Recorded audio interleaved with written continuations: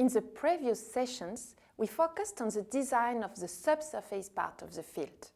In this lesson, let's see how the fluid is transported from the wellhead to the processing facilities. This part of the production system design is performed during a flow assurance study. First of all, we will describe the dynamic behavior of the fluid to be transported in the flow lines, including the description of the flow and the slugging phenomenon. Then, we will explain the risks of deposits in the pipes and their possible solutions. I will now describe the dynamic behavior of the fluid in a pipe.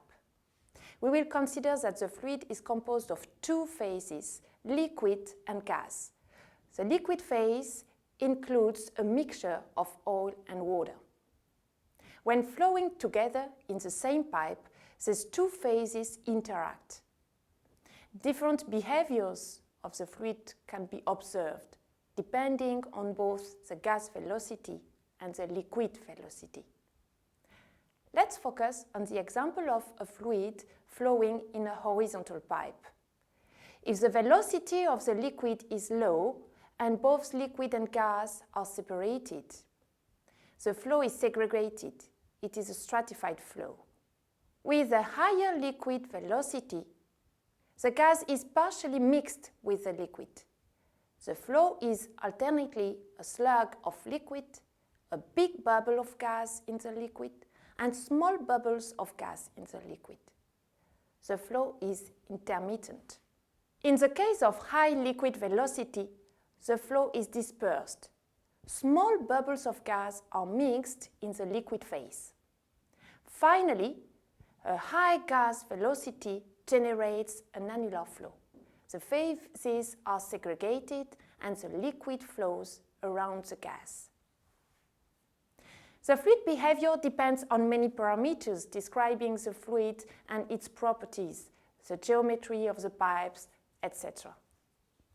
For example, the previous cartography is very different when plotted for a vertical pipe. The description of the flow is important for a good understanding of the dynamic behavior of the effluent in the flow lines and consequently of the production rate. Dynamically, the fluid can be unstable and generate big slugs. Here is an example of the slugging phenomenon. The behavior of the fluid in the flow line changes from time to time due to the periodic accumulation of liquid at the down point. It is a non-stationary flow. Such a phenomenon is detrimental for production because of the high variations of pressure it generates. Now, let's focus on the deposit risk.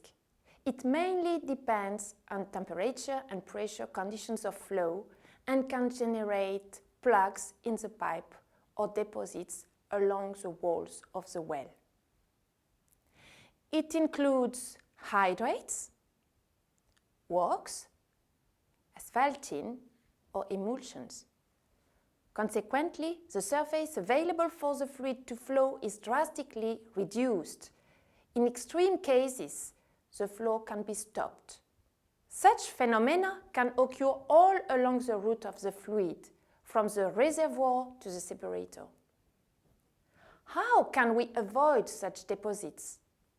By managing both fluid temperature and pressure. For example, we can insulate or heat the line to maintain the temperature sufficiently high, and we can control the pressure in the line. Flow assurance issues are highly critical in the case of offshore fields. This particular case will be explained in the lesson dedicated to offshore development projects.